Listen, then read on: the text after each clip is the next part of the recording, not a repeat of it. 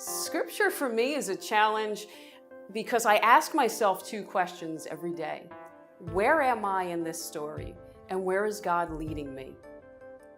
So sometimes that answer is really easy, and at other times it's a little bit more complicated and doesn't quite spell it out as quickly as I would like it.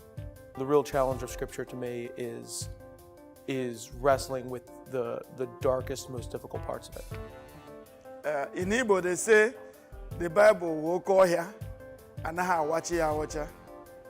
That literally means that the Bible is a great forest that no one can ever say that he has gone all through it.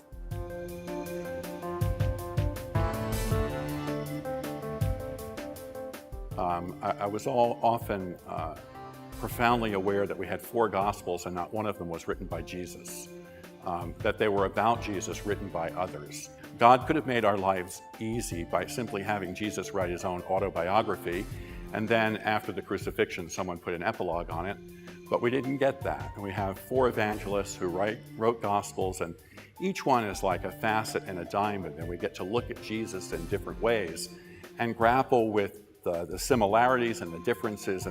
And because there is that tension in those 4 Gospels, we have a dynamic literature that causes us to always look at in new ways in the context in which we are.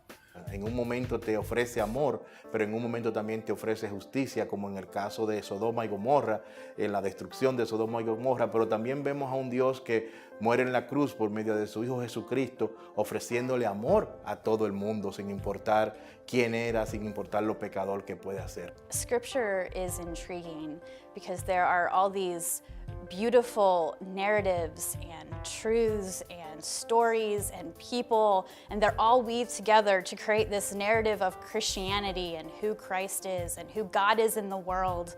And it's a beautiful thing to read as it unfolds and becomes this story that we are continuing today.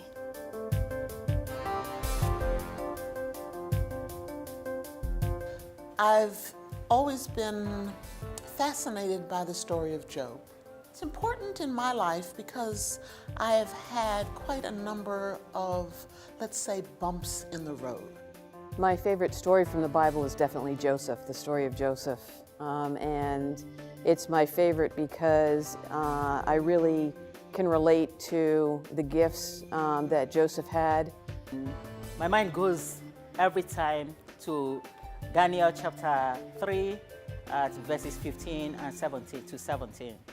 Where these guys, these boys were faced with death and they know there's no option. But they stood for the Lord and said, that's my God that I serve is able to deliver us. But even if he doesn't, we will not serve the God of Nebuchadnezzar. It makes so much meaning to me because I know that is faith. I mean faith that is real. Sin lugar a duda puedo decir que mi historia favorita en la Biblia es la que encontramos en San Mateo 28, que nos habla de la Gran Comisión. Realmente para mí, de manera particular, me llama mucho la atención porque es un llamado para todos los cristianos y sobre todo para nosotros los latinos que estamos desarrollándonos en esta comunidad de los Estados Unidos, específicamente en New Jersey, donde nos habla de ir por el mundo y predicar el Evangelio, bautizándolo en el nombre del Padre, del Hijo y del Espíritu Santo. I want to know deeper how to stand in the face of all the challenges of life and still serve God, still love God, still feel God in me all the time, in my bones. Well, I like Matthew 25. Jesus says, whoever does to the least of these is doing it to me. That's kind of, I see that as my marching orders. Really instructive to me. The most challenging part about Scripture, I think, is reading the Scripture and then trying to bring it and integrate it into our own lives. Because I think many people read it and then once they leave church, they just forget about it. But I think the most important part would be once we exit the church doors to take that and use that in our own lives and spread it around to other people around us. Ruth is my favorite Bible story. And it's been so for many years now. And at different stages in my life, different characters stand out.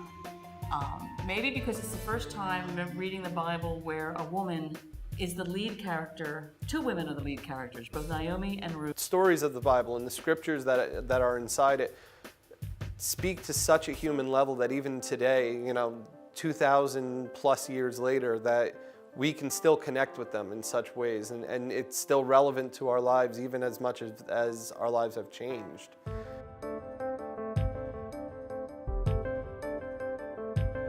I think that that's kind of the recurring theme that strikes me with all the Bible stories that I love, are this idea that we're, again, God's not necessarily there for us, like some kind of a genie giving us what we want, but we're in relationship with Him, and that we have to do some action on our part. We're called to do something. And I think that that also becomes a pattern for our relationship with each other, and that is we're called to be with each other, that we're called to see God in each other and to be God to each other, and together to work to the full realization of God's ongoing story of redemption.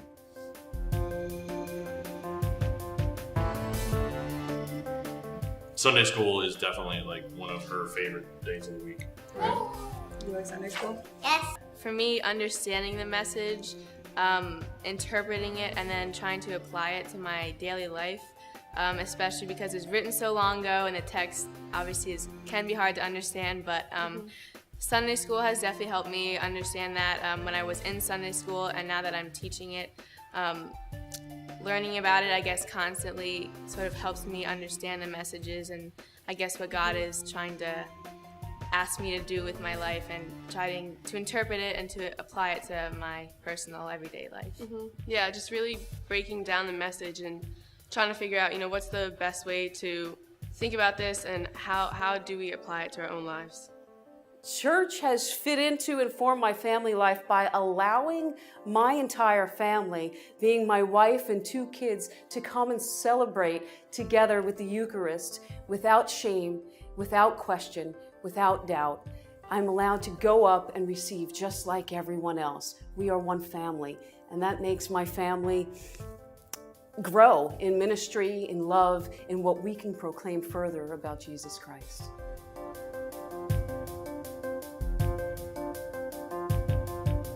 It culminates in Jesus, and Jesus on the cross, who calls us to new life. That story is the greatest story ever told. So let's know it and let's live it boldly.